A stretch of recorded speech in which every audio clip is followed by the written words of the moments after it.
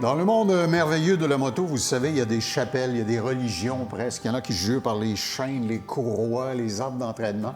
Je suis avec Guy Meunier dans l'atelier de réparation de ADM Sport à Québec. Guy, trois grands systèmes essentiellement, les courroies, les chaînes, les arbres. Chacun a des avantages et des inconvénients. Dans la chronique d'aujourd'hui, on va parler des avantages. Parle-nous de la courroie comme sur cette espèce de touring custom. Bien, la première chose qu'on voit quand on utilise une moto avec une courroie, c'est la douceur de roulement. C'est silencieux, puis ça amène une douceur de...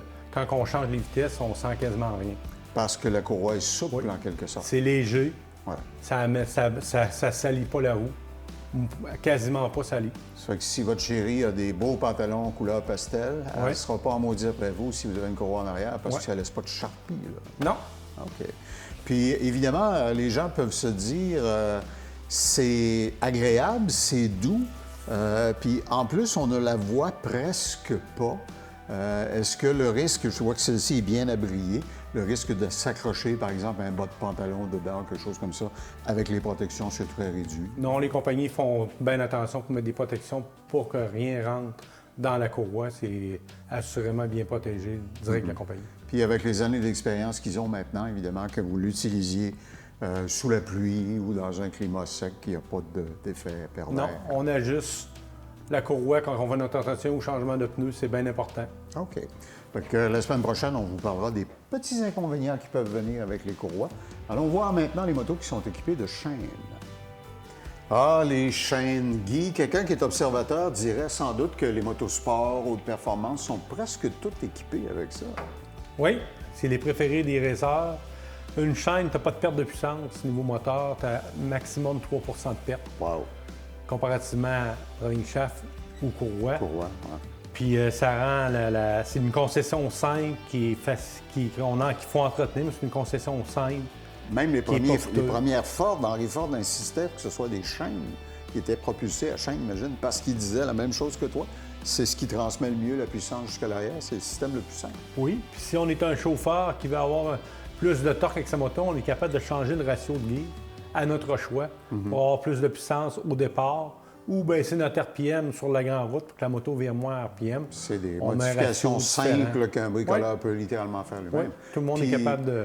Il y a beaucoup de variétés de qualité dans les chaînes Oui. aussi. Il y en a très dispendieuses, il y en a entrée de gamme, alors le choix ne manque pas, là, évidemment. On entretient, puis c'est une conception qui est simple par les concessionnaires, puis les fabricants de motos, puis c'est qu'est-ce qui est plus facile. Ça assure, j'imagine, pour le manufacturier, un prix d'entrée de sa machine qui est assez concurrentiel parce qu'il y a forcément beaucoup moins d'ingénierie que dans les autres systèmes.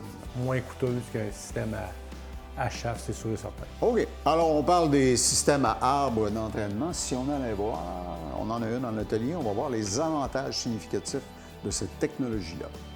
Et là, je sais qu'on va prêcher, Guy, à des convertis, les gens qui font de la grande route, qui font du touring, etc.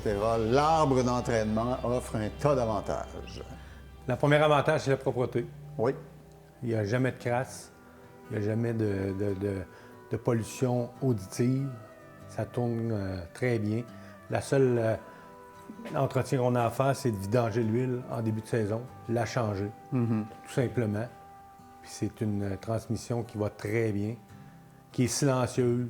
Par contre, évidemment, comme il y a plus de technologie à l'intérieur, puis plus de masse, il y a deux configurations. Il y a les moteurs qui sont longitudinaux et qui nécessitent un coude pour faire tourner l'arbre. Oui, un 90. Puis les moteurs qui sont boxer, comme sur certaines grosses BMW, par Oui. exemple, où l'arbre d'entraînement tourne dans le même sens que le vilebrequin. Oui. Alors, selon le système qu'on a, on va avoir encore plus d'efficacité à transmettre le pouvoir, là. Oui, c'était en plein ça. OK.